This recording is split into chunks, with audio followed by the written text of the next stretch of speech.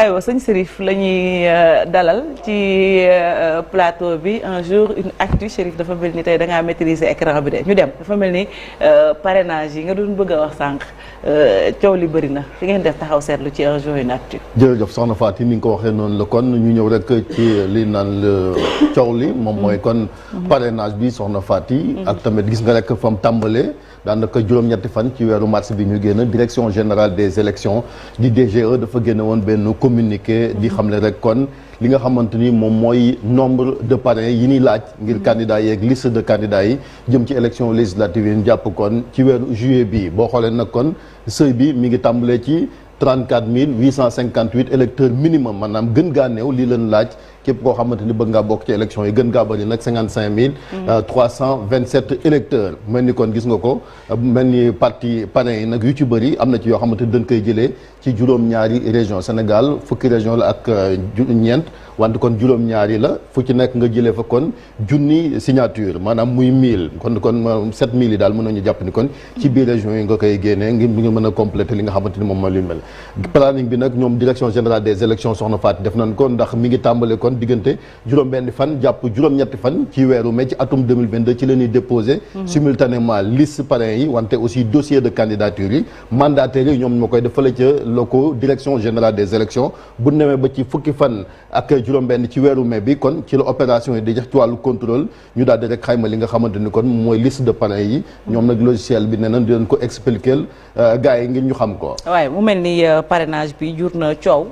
ba sax indi na mbiccoo mbaaloo seen biir non au parrain parce que am na ñu jóg kon lànk ne du fi amee li ko waral nag mooy gis nga ko coalition opposition yi muy Yewwi Askan Wi ak Gëm Sa Bopp def nañ ci conférence de presse jàpp ni kon président Macky Sall dafa bëgg a profité ci système de filtre boobu ngir rek éliminer ay liste opposition jëm kon ci yooyu élection législative yi ñu jàpp kon fanweeri fan ak benn ci weeru juillet boobu am na ci ñoo xamante jàpp na ni kon ay organisation dite de la société civile c'est important ñoom li ñu jàpp mooy arrêt bu CEDEAO cour de justice bi kon daf ne waxoon na am na lu mu ci waxoon gis nga ko rek Malick Gakou sax li mu wax mooy kàddu yooyu nee na kon parrainage bi kenn mënu koo nangu ndax rek gis nga ko tant que kon forme bi ak fond bi ñoom loolu lañ àndul li ko waral mooy gis nga ko waaye Yewwi Askan Wi amul problème ngir rek am ay signature fii ndax am nañ majorité ba gën mën fii ci Sénégal mais duñ nangu président Macky Sall di utiliser parrainage bi ngir rek éliminer kon liste Yewwi Askan Wi kon président bu grand parti moom moo ko wax mel ni keneen ci Yewwi Askan Wi di Cheikh Tidiane Dièye mi ngeen gis feelu na ko moom nee na kon décision bu cour de justice bu CEDEAO imposé wu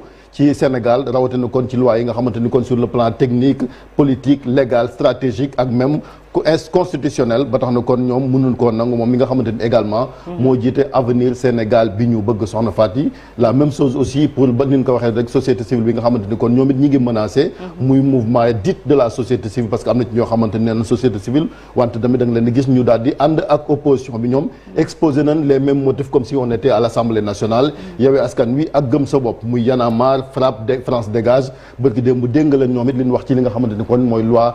parrainage électoral boobu tamit nee nañ boo sàgganul di leen wàcc ci mbedd mi imposer Macky Sall kon force boo xamante ni dina mën a delluwaat ginnaaw maanaam mu annuler li nga xamante ni soxna Faty mooy loi bi jëm ci parrainage bi aywa parrainage moom naka la juddoo kañ la judd lan moo ko waral lépp nag daanaka mën nañoo jàpp ni mi ngi tàmbali ci atum 2018 CEDEAO bi nga xamante ni kon ñi ko saisiroon mooy Union sociale libérale du USL bu maître Abdoulaye Tine ñoo ko saisiroon ginnaaw bi ñu jógee ci élection présidentielle yi le 28 avril 2021 cour de justice bu CEDEAO kon jàppoon ni parrainage bi je cite dafa violer le droit de libre participation aux élections loolu nag moom moo tax kon organisation sous-régionale bi kon jox benn période état bu Sénégal juróom benn weer ngir daal mu daal di éliminer système de parrainage boobu soxna Faty nga xamante ne ni ñu ko waxee ba léegi rek mi ngi commencé kon origine yi parrainage bi fukki fan ak juróom-ñeent ci weeru avril ci atum 2018 bi ñu doon réviser article 29 bu constitution bu Sénégal 18 juin 2018 ñu daal di réviser li nga xamante ni mooy code électoral bi en son article L57 kon li mu wax mooy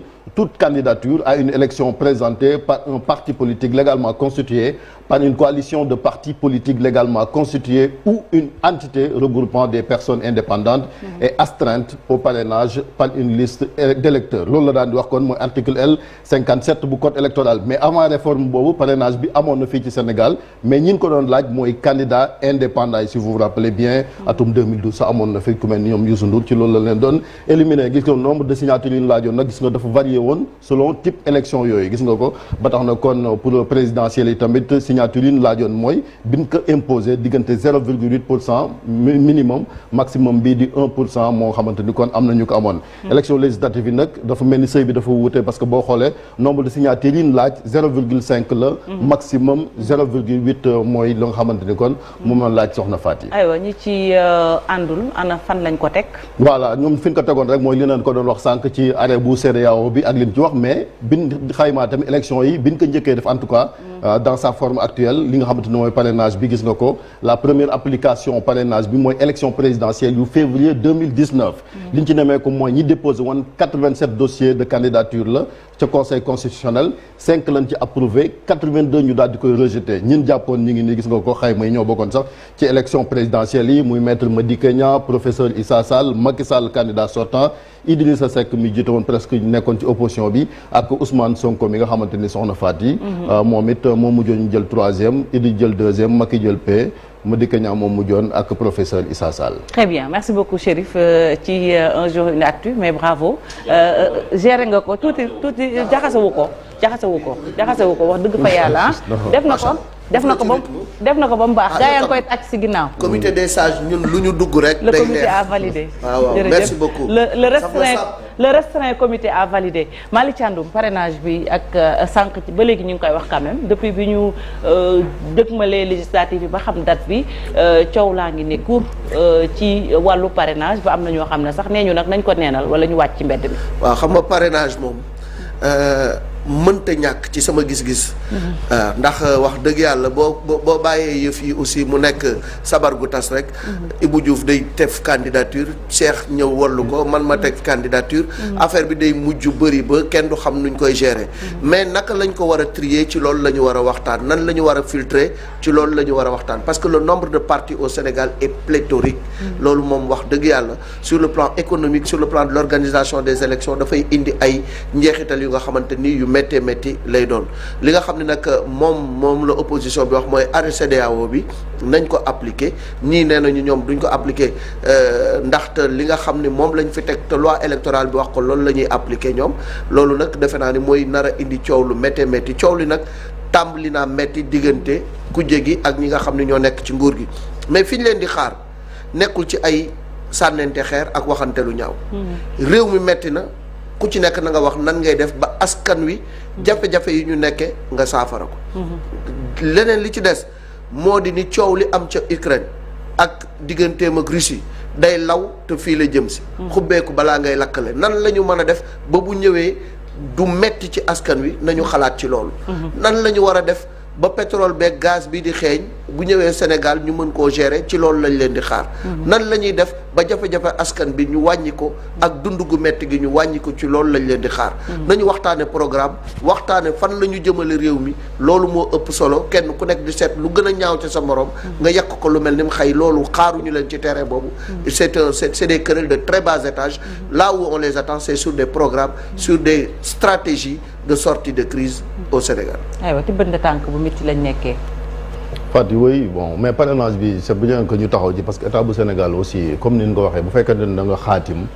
ay convention ci wàllu bitim réew loolu moom même fac droit étudiants yi doog a dal baa sax loolu la leen di jàngal li naan hiérarchie des normes dafa am ne moo gën a kawe li nga signé bitim réew bañ nañ ko ba boo xoolee préambule constitution bi dañ koy wax ma ne convention yooyu traité yi nga xamante ne moom la ñu signé xëy na moom moo sut constitution bi sut loi yi sut li nga xam ne mooy règlement yeeg ay décret yu ni mel donc ce serait bien comme ni ñu defoon ci affaire Ngor Diop ci wàllu cour suprême bi état bu Sénégal aussi di appliquer décision yi nga xamante ni moom la xaatim jëm kon ce serait bien mu def ko su ko defee kon leçon la ci ñeneen ñi maanaam ñu xoolaat naka la ni kii parrainage mu bañ fee jur fitna parce que dafa bokk ci CEDEAO te CEDEAO aussi ñëpp dañ ko naw ci wàllu Afrique parce que dafay organisation sous-régionale boo xamante yeneen dëkk yi sax daanaka ci yeneen zone Afrique yi amu fa fii nag yàlla def na ñu am ko fa nañ ko appliquer filtre mënul ñàkk nag ci ay élection parce que li ñu nemee ko woon ci 2017 loolu mënoon ko fi nanguwaat maanaam nga dem ba ci 47 listes boo xamante il a fallu que président de la République saisir conseil constitutionnel mu daal di sax jël benn décision boo xam ne daf ne